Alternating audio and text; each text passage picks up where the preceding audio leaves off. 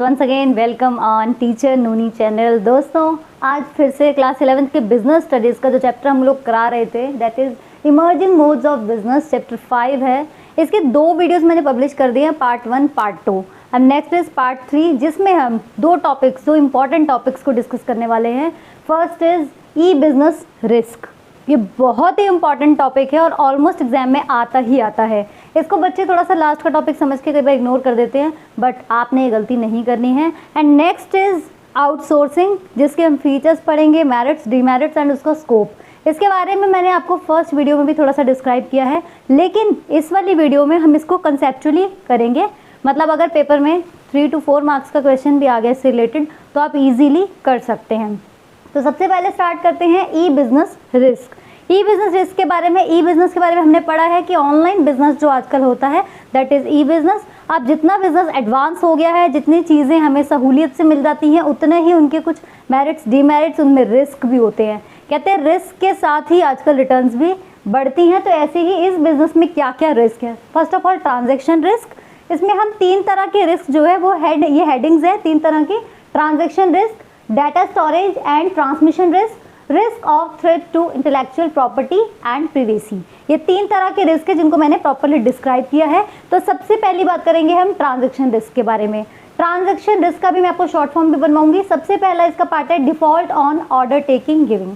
साफ पता चल रहा है ट्रांजैक्शन में जो रिस्क है, यानी एक पार्टी बोल रही है कि मैंने ऑर्डर प्लेस किया है, दूसरी पार्टी बोल रही है नहीं मेरे पास कोई ऑर्डर प्लेस नहीं हुआ। तो इस तरह के जो डिस्प्यूट्स हैं वो हमारा ट्रांजैक्शन रिस्क है, जिसमें पता ही नहीं चलता। अब ई बिजनेस है, कंप्यूटराइज चीज़ें हैं, कन्वर्ट हो गई हैं, एडवांसमेंट के साथ हैं। तो कभी कभी होता है कि कुछ ना कुछ नेटवर्क एरर आ जाता है, कुछ ना कुछ ऐसी चीज़ें हो सकती हैं, इंटरनेट की प्रॉब्लम है।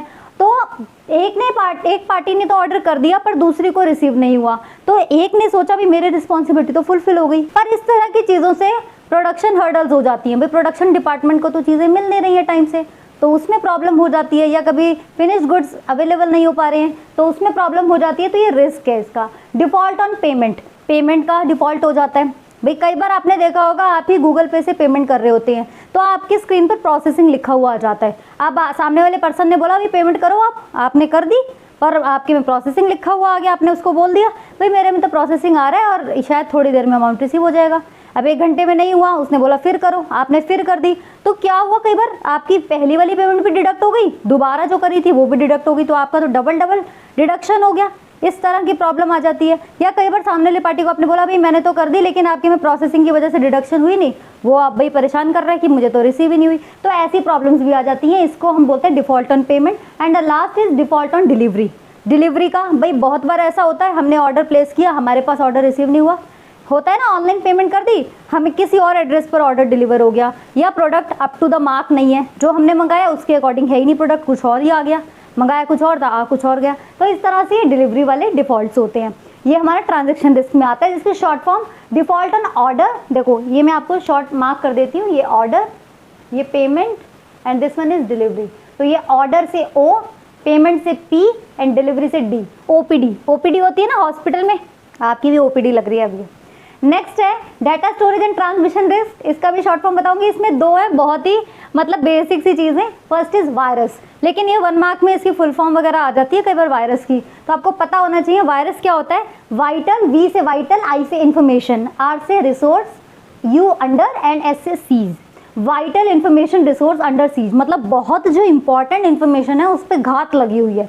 इसका सीधा साधा मीनिंग है वायरस। आपने अब वायरस के बारे में इतना डिटेल एक्सप्लेनेशन देने की जरूरत नहीं जब से कोविड आ चुका है, कोरोना वायरस। तो ये कितना जल्दी रेप्लिकेट होता है, मल्टीप्लाई होता है, एक पर्सन से कितने लोगों को, हज़ारों लोगों को फैल सकता है। तो ऐसे ही सिस्टम में होता है, सिस्टम में वायरस आ गया तो ये जल्दी जल्दी रेप्लिकेट होने की कैपेबिलिटी रखता है, मल्टीप्लाई हो जाता है और ट्रांसमिट होता है। जैसे मान लीजिए आपने सिस्टम में किसी को डाटा ट्रांसफ़र किया तो वो उसके पास भी पहुंच गया, आपके सिस्टम को स्लो कर दिया, आपका बार बार बफरिंग शो कर रहा है, मतलब बहुत सारी प्रॉब्लम क्रिएट करता है। कोई पेन ड्राइव यूज़ की आपने, कोई हार्ड डिस्क लगाई, उनमें भी वायरस आ जाता है। तो ये बहुत जल्दी मतलब मल्टीप्लाई करता है, इसलिए आजकल एंटीवायरस डाल के रखते हैं लोग अपने सिस्टम में। तो ये virus. Next is hacking. Hacking का बेसिकली मीनिंग क्या होता है, unauthorised access by people called hackers. Hackers कुछ ऐसे लोग होते हैं जो दिमाग साइबर क्राइम्स में, जिनको मतलब बहुत अच्छा दिमाग चलता है जिनका, वो क्या करते हैं जैसे पासवर्ड चुराना। आपने बहुत सारी मूवीज़ में भी देखा होगा कि जब जो स्पैम्स होते रहते हैं या इंटरनेशनली कुछ क्रिमिनल एक्टिविटीज़ हो रही हैं तो उनमें हैकर्स की भी हेल्प लेते हैं कि फटाफट से दूसरे का पासवर्ड जो है वो रिकवर करो। कैसे करो? ये क्या करते हैं, आपका अकाउंट है, आपको पासवर्ड पता है भाई, आपकी पासवर्ड ही एक ऐसी चीज़ है जिससे आपका अकाउंट सेफ है, पर ये लोग हैकर्स क्या करते हैं, अनऑथराइज्ड एक्सेस कर लेते हैं। आपके सिस्टम पे दिख रहा है कि आपका ही सिस्टम आप ही एक्सेस कर पा रहे हो, पर ये पीछे से बिहाइंड द कर्टेन ये पीछे से क्या कर रहे होते हैं, इन सारी इन्फॉर्मेशन को ये एक्सेस कर रहे होते हैं, ये चला रहे होते हैं। इसका सबसे अच्छा एग्जाम्पल है फिशिंग लिंक्स। बीच में अभी 1-2 साल पहले से यूट्यूब पर सबसे ज़्यादा चीज़ें जो चल रही हैं वो क्या होता है, जीमेल आईडीज़ पे लोग, बड़े बड़े चैनल्स के जीमेल आईडीज़ पर फिशिंग लिंक्स आते हैं। उन लिंक्स को क्लिक करते ही हैकर क्या करते हैं, आपके सिस्टम को हैक कर लेते हैं। मतलब आपने सोचा आपको लालच दे देकर वो लोग लिंक्स भेजते हैं कि आप इस वाली वीडियो को देखो और फिर इसका आपका क्या रिस्पॉन्स है बताइए, इससे आपको इतने डॉलर मिलेंगे, ये वो लोग क्लिक कर देते हैं। तो हैकर्स क्या कर लेते हैं, उनके सिस्टम को हैक करके सारी डाटा उनका चुरा लेते हैं, सारी इन्फॉर्मेशन को लीक कर लेते हैं अपने पास, अनऑथराइज्ड एक्सेस ले लेते हैं उनके अकाउंट्स का। तो दिस वन इज हैकिंग, ये डाटा स्टोरेज में। लास्ट है risk of threat to intellectual property and privacy. ये इंटेलेक्चुअल प्रॉपर्टी क्या है, इंपॉर्टेंट डाटा ऑब्वियसली, जो हमारे काम की चीज़ें, हमारे काम की इन्फॉर्मेशन है वो, और हमारी प्रिवेसी मेंटेन रहे। अब कोई बिजनेस स्ट्रेटजी, मान लो एक बिजनेस ही है, बहुत बड़ी बिजनेस यूनिट है, रिलायंस की बात कर लूँ तो उनकी बहुत सारी बिजनेस स्ट्रेटजीज होंगी, बहुत सारे ऐसे लूप होल्स होंगी, बहुत सारे प्लान्स होंगे जो वो पब्लिकली नहीं बता सकते हैं। जो हेड है मैनेजमेंट में उन्हीं तक पता है ये इन्फॉर्मेशन। तो कई बार अगर मान लीजिए कोई और इन इन्फॉर्मेशंस को, इस प्रॉपर्टी को, इस प्राइवेट चीज़ को अगर मान लो लीक कर दे तो बहुत नुकसान हो जाएगा कंपनी का। अदर्स में download the important information and data, can publish it publicly and do it's misuse. अब ये दो चीज़ें, मिसयूज, पब्लिकली, ये चीज़ें देखो ज़रा। इसमें इंटेलेक्चुअल प्रॉपर्टी और प्रिवेसी में दूसरे लोग क्या करते हैं, इस रिस्क में अगर ऑनलाइन ट्रांजैक्शन हो रही है तो पता है 2 से 3 लोगों के बीच में अगर आपस में कंप्यूटराइज चीज़ों का लेन देन हो रहा है तो कई बार क्या होता है कि हमारी इंपॉर्टेंट इन्फॉर्मेशन इंटरनेट के थ्रू चली गई और फिर ये कोई भी इंसान इसको सेव कर सकता है अपने पास, इस डाटा को, इन्फॉर्मेशन को चुरा सकता है, इसको पब्लिश कर सकता है, पब्लिकली डाल सकता है। जैसे आपने देखा होगा कई बार क्या होता है, कुछ मूवीज़ के कुछ पार्ट्स जो है लीक हो जाते हैं, देखा है ना। और मान लो फिर ऐसे मूवी तो पिट जाएगी यार, जब रिलीज डेट से पहले ही आ गई। ऐसे कुछ वीडियो गेम्स होता है कि अभी रिलीज़ होने वाली है, मान लो किसी अगले महीने रिलीज़ होने वाली है, उसके पहले उसका प्लॉट लीक हो गया, तो ये इंपॉर्टेंट इन्फॉर्मेशन क्या करते हैं लोग, इसको पब्लिश कर देते हैं। जिन्होंने पब्लिश किया उनका तो ये बेनिफिट हो गया कि भाई उनको सब्सक्राइबर गेन, फॉलोअर्स गेन, ये सब चीज़ें मिल जाती हैं। लेकिन दूसरे जिसने बनाई है उसको तो पैसा लगा है, उसने तो उसको सेल करके एक पर्टिकुलर डेट पर पैसा कमाना था, उनका लॉस हो गया। तो क्या करते हैं दूसरे लोग, इस इन्फॉर्मेशन को चुराकर इसे पब्लिकली डाल सकते हैं, इसका मिसयूज भी कर सकते हैं। मिसयूज कैसे कर सकते हैं, उस इन्फॉर्मेशन को गलत तरह से मिसलीडिंग वे में इस्तेमाल करके या किसी को सेल आउट कर सकते हैं। अब मान लो मीडिया कंपनीज में कोई ऐसी खास इन्फॉर्मेशन चली गई तो कितना बवाल मचा देते हैं, है ना। तो स्टूडेंट्स, ये हमारे 3 तरह के बिजनेस रिस्क थे, बहुत ही इंपॉर्टेंट। अच्छा, मैं आपको सेकंड वाले में इसकी शॉर्ट फॉर्म बताना भूल गई। देखो, इसमें हमारा वायरस एंड हैकिंग 2 चीज़ें हैं। तो हमने बनाया HIV H से हैकिंग, और I हमारा जो है मैंने सर्कल कर दिया, इसका कोई यूज़ नहीं है, HIV और V वायरस। और वैसे भी पता है वायरस HIV वायरस होता है, तो HIV से आप समझ सकते हो इसकी 2 शॉर्ट फॉर्म। I को आपने इग्नोर करना है, 2 ही तरह के रिस्क हैं। अगर वैसे ये छोटा सा तुक्का सा लगाने की कोशिश की है, अगर आपके दिमाग में फीड होता है तो अच्छी बात है, बाकी तुक्का समझ के इग्नोर कर देना अगर लगता है कि नहीं यार कन्फ्यूज है से।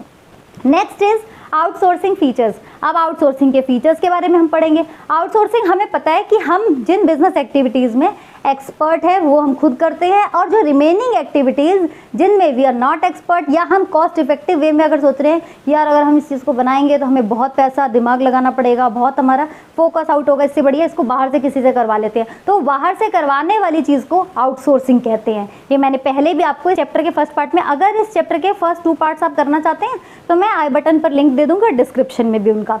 तो आउटसोर्सिंग के फीचर्स में सबसे पहले outsourcing involves contracting out. Obviously outsource, बाहर से सोर्स ले रहे हैं हम, क्या बाहर कैसे कि कॉन्ट्रैक्ट आउट, अपने बिजनेस की कुछ चीज़ों का कॉन्ट्रैक्ट बाहर वालों को दे रहे हैं। मैंने इसमें गाला की झाड़ू का एग्जांपल दिया था आपको, और ऐसे बहुत सारी चीज़ें आजकल तो देखो आउटसोर्सिंग में कंपनीज क्या करती हैं, अगर मान लो उन्हें एम्प्लॉयज़ भी हायर करना है ना तो दूसरी एचआर कंपनी से कांटेक्ट कर लेती हैं। जैसे कि मैं सिंपल से एग्जांपल आपको जॉब एप्लीकेशंस का दूं, अपना, हायरेक्ट, ये सब बहुत ज़्यादा चली हुई है जॉब, ये वाली एप्लीकेशन। ये क्या करती हैं, इनका कुछ काम नहीं है, ये कुछ कंपनीज़ के लिए काम करती हैं। मान लो कोई मैनेजमेंट कंपनीज़ हैं, या अगर मान लो वी मार्ट की बात कर लेती हूँ, मैं रिलायंस फ्रेश की बात कर लेती हूँ, तो ये हायरेक्ट वगैरह क्या करती हैं, ऐसे कैंडिडेट्स को अपने ऐप को प्रमोट करती हैं कि हमारे यहाँ आओ, जॉब मिलेगी आपको, और जो भी उन कंपनीज़ की इन्फॉर्मेशन उससे रिलेटेड पब्लिश करती रहती है डाटा, और लोग जो कैंडिडेट्स मान लो जिनको जॉब की रिक्वायरमेंट है वो वहाँ पर जाकर अपना रजिस्ट्रेशन करवाते हैं, और फिर ये क्या करती है, ब्रिजिंग ऑफ गैप कि रिलायंस को अगर एम्प्लॉयज़ की ज़रूरत है तो हायरेक्ट के थ्रू हायरिंग कर ली। तो रिलायंस ने आउटसोर्स किया अपना एचआर वाला काम, ठीक है ना। तो ये बहुत सारी कंपनीज आजकल कर रही हैं कि क्या करती हैं कंपनीज, आउटसोर्स कर देती है, बाहर अपना काम दे देती हैं। सेकंड के generally non core business activities are outsource, non core business activities को आउटसोर्स किया जाता है, यानी जो बिजनेस एक्टिविटीज जो हम बिल्कुल मतलब स्ट्रॉन्ग वे में, जिसमें हम बिल्कुल परफेक्शन के साथ कर सकते हैं, वो तो हमने कर लिया खुद, मेन बिजनेस एक्टिविटी हमने खुद कर ली, और जो नॉन कोर है, जो हमें लगता है कम इंपॉर्टेंट है, मैं इसको बिल्कुल इंपॉर्टेंट नहीं ऐसा नहीं बोल सकती कि इंपॉर्टेंस कम है, उसको हम क्या करते हैं, मतलब बाहर दे रहे हैं। जैसे कि आप अपने रियल लाइफ में भी करते हो, इंपॉर्टेंट चीज़ें पहले फिनिश करते हो, कम इंपॉर्टेंट है दूसरों की भी हेल्प ले लेते हो, पेपर देने खुद जाते हो पर प्रोजेक्ट में हेल्प तो दूसरों से भी लिखवा लेते हो ना यार, करते हो ऐसी चीटिंग, मुझे पक्का पता है। बहन मेरे प्रोजेक्ट बना दे प्लीज़, मेरी फ्रेंड मेरे प्रोजेक्ट बना दे, मेरी दोस्त नहीं है पार्टी दूंगी या दूंगी, करे आपने।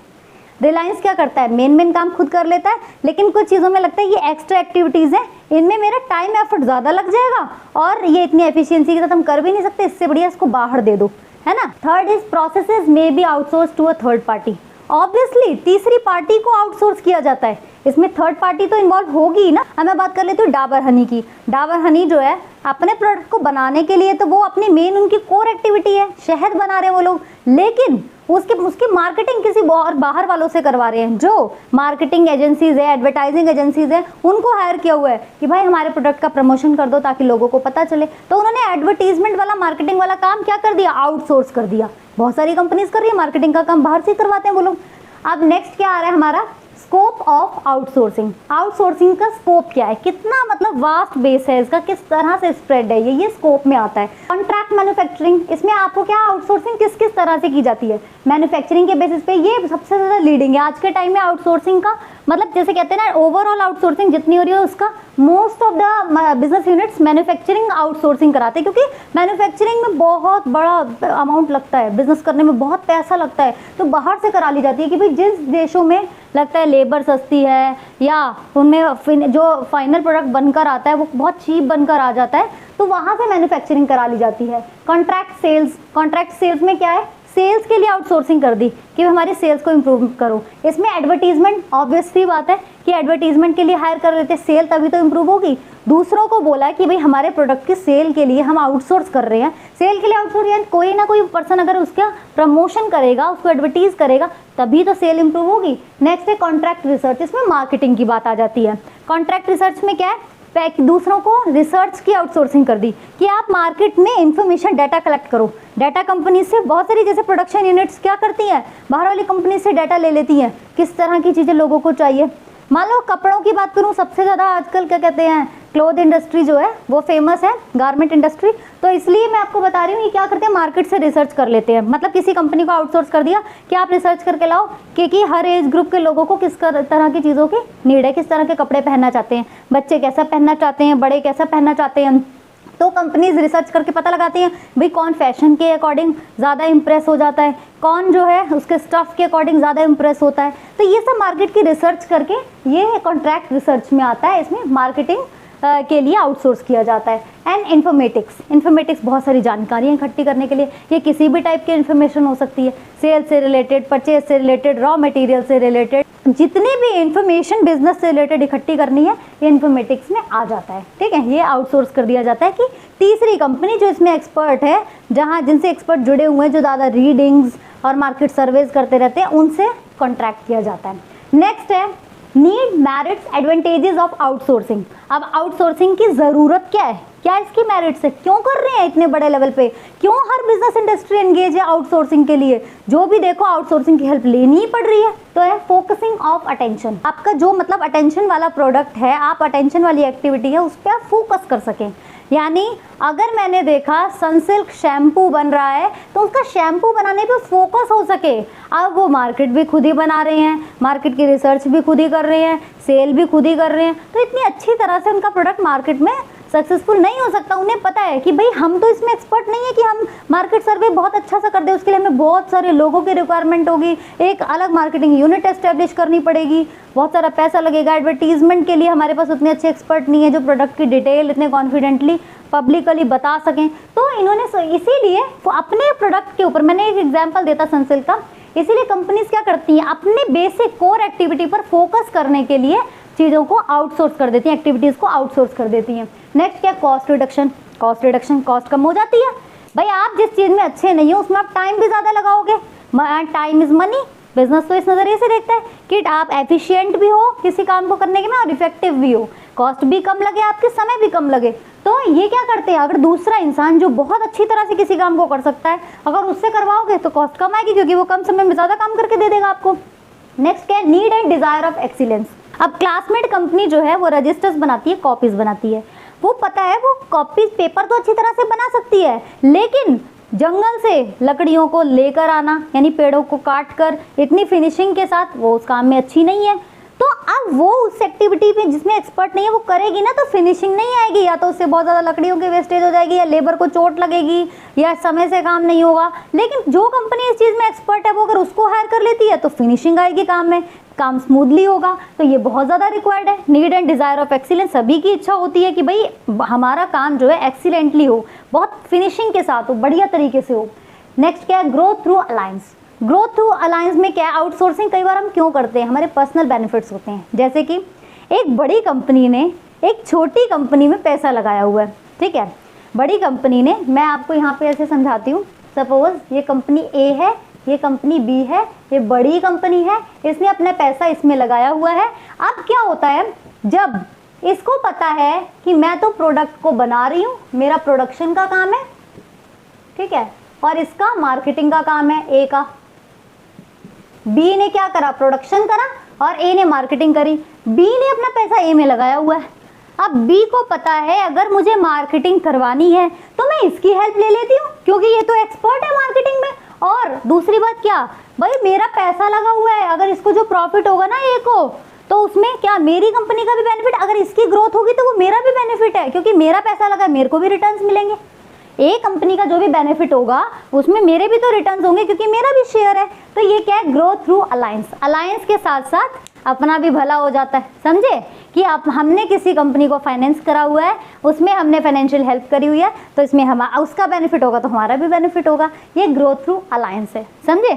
नेक्स्ट क्या है, प्रमोट्स इकोनॉमिक डेवलपमेंट। आज के टाइम में सबसे लीडिंग एग्जांपल इंडिया का ही दे सकते हैं। इंडिया है 60% of global IT resource share, कि जो आईटी सेक्टर में इंडिया का आउटसोर्स जो मतलब बाहर की कंपनी इंडिया से आईटी सेक्टर में 60% वर्क कराती हैं। यानी आप देखो कि आईटी सेक्टर में इंडिया ने कितना ग्रोथ किया है। भाई टेक्नोलॉजी हमारे पास मान लो बहुत लेटेस्ट नहीं थी, एडवांस नहीं थी, सारा काम हम खुद नहीं कर पा रहे थे, तो क्या हम चंक्स वाला वर्क तो बहुत अच्छी तरह से कर सकते हैं। हमारे यहाँ लेबर भी है, एफिशिएंट भी है, लीडरशिप क्वालिटी भी है, बुद्धि भी है, सभी चीज़ें हैं, लैंड की भी फैसिलिटी है प्रॉपर जहाँ पर प्लांट्स वगैरह लगा सकते हैं, स्पेशियस जगह है, हमारे पास सारी चीज़ें हैं। तो अगर हमारे पास इतनी सारी फैसिलिटी है तो हम क्या कर सकते हैं, इकोनॉमिक डेवलपमेंट प्रमोट नहीं होता, पूरी एक्टिविटी हम कर नहीं पा रहे हैं, ठीक है। दूसरी कंपनी को, अगर दूसरे कंट्री को पूरी एक्टिविटी करने में समय भी बहुत लग रहा है, पैसा भी बहुत लग रहा है, तो वो क्या करते हैं, बहुत सारी एक्टिविटीज़ हमसे करवा लेते हैं, इंडिया से करवा लेते हैं, तो हमारी कंट्री में पैसा जनरेट होता है, इससे हमारा इकोनॉमिक डेवलपमेंट, हमारे यहाँ के लोगों को एम्प्लॉयमेंट मिलती है ना। तो ये सब चीज़ें क्या है, ये हमारे आउटसोर्सिंग के मेरिट्स हैं कि किसी कंट्री में भी आउटसोर्सिंग अगर होती है या किसी दूसरी कंट्री से भी करवाई जाती है तो दोनों का इसमें म्यूचुअल बेनिफिट होता है। नेक्स्ट क्या है, concerns, doubts, demerits of outsourcing. Confidentiality, भाई कॉन्फिडेंशियलिटी तो लूज होती है, हमारे बिजनेस की बहुत सारी ऐसी चीज़ें होती हैं जो हम किसी से शेयर नहीं करना चाहते, बहुत सारे हमारे प्लान, स्ट्रेटजी, शेड्यूल्स ये होते हैं, लेकिन दूसरी कंपनी को अगर हमें आउटसोर्स करना पड़ रहा है तो हमारी सारी पॉलिसीज लीक हो रही हैं, हमारी इंपॉर्टेंट इन्फॉर्मेशन उन तक जा रही हैं, उन्हें बताना तो पड़ेगा ही ना। जब हम उनके थ्रू कोई काम करवा रहे हैं तो हमारी रिक्वायरमेंट्स के बारे में, अपने प्लान्स के बारे में भी, डिज़ायर्स के बारे में भी उनसे शेयर करना पड़ेगा, तो कॉन्फिडेंशियल इन्फॉर्मेशन बाहर चली जाती है। नेक्स्ट क्या है, resistance in home countries. Resistance हो जाती है होम कंट्रीज़ में। भाई हमारी कंट्री अगर मान लो पता है दूसरे वाले एक्सपर्ट्स लोगों से कोई काम करवा रही है, आउटसोर्स करवा रही है, तो हमारे देश का एम्प्लॉयमेंट तो बाहर वालों के पास जा रहा है ना भाई। ऑब्वियस सी बात है, अगर इंडिया ही कुछ चीज़ों के लिए बाहर के कंपनीज का सहारा लेती है, आउटसोर्सिंग करती है बाहर की कंपनीज को, बाहर के कंट्रीज वाले लेबर्स को, तो क्या हमारी कंट्री को तो लगेगा भैया बेनिफिट तो हमारा होना चाहिए था। इंडिया में बिजनेस यूनिट एस्टेब्लिश की हुई है आपने, बेनिफिट आप दूसरों का कर रहे हो, और हमारी कंट्री में वैसे एम्प्लॉयमेंट की कमी है ना। एम्प्लॉयमेंट थ्रेट तो हमेशा बनी रहती है कि यहाँ पर हमारे बहुत सारा यूथ जो है वो अनएम्प्लॉयड है, और फिर भी बाहर वालों को आउटसोर्स कर रहे हो, तो अपनी कंट्री से रेजिस्टेंस नहीं फेस करना पड़ेगा, करना पड़ेगा। नेक्स्ट है स्वेट शॉपिंग। तो वैसे नाम से इसका पता लग रहा है, स्वेट मतलब पसीना होता है, शॉपिंग बस पसीने की कमाई से की हुई शॉपिंग। बट ऐसा बिल्कुल मत सोचना ये मेरे दिमाग के ख्याली पुलाव, मुझे लगा आप भी ऐसा सोच लेते होंगे। स्वेट शॉपिंग में क्या है, जब हम सस्ती लेबर को हायर करके कॉस्ट इफेक्टिव वे में सोचते हैं और बिजनेस की किसी एक्टिविटी को बहुत चीप रेट्स में लेबर से करवा लेते हैं, दैट इज स्वेट शॉपिंग। अब स्वेट शॉपिंग में क्या है, हम भाई किसी के साथ तो नाइंसाफ़ी कर रहे हैं ना, ये ह्यूमैनिटी को डाई करने वाला, इसका एंड करने वाला एक प्रोसेस है। इस तरह से हम किसी का शोषण कर रहे हैं, किसी के साथ क्या कर रहे हैं, ज्यादती कर रहे हैं। Because of our personal benefits we are dying our humanity. Next है इथिकल कंसर्न्स। भाई एथिक्स के अगेंस्ट है चीज़ें। कैसे, कभी कभी होता है कुछ कंट्रीज़ में काम का प्रेशर ज़्यादातर बच्चों के ऊपर होता है, विमेन के ऊपर होता है।